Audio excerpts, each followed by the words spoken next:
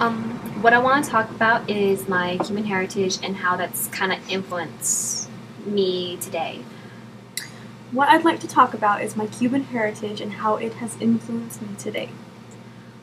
One of two basic things that I've learned from my parents' life in Cuba are never take anything for granted, and family is always the most important. I have two things that I have gained from my heritage that my family has taught me, and that is to never take anything for granted, and family is very important in our lives. The reason why I never take anything for granted is in Cuba there were not a lot of freedom in anything.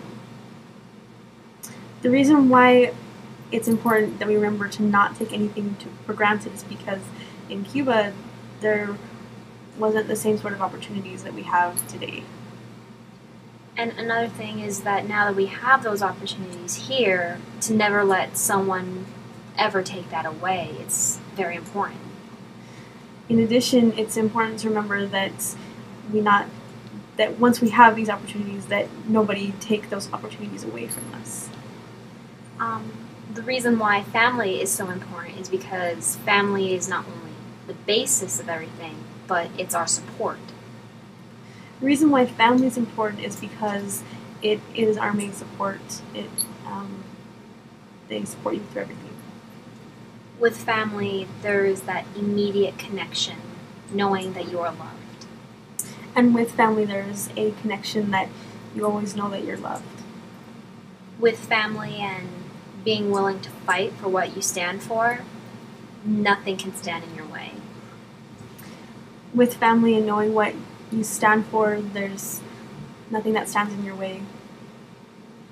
That creates a hard-working mentality that you will find every Cuban has.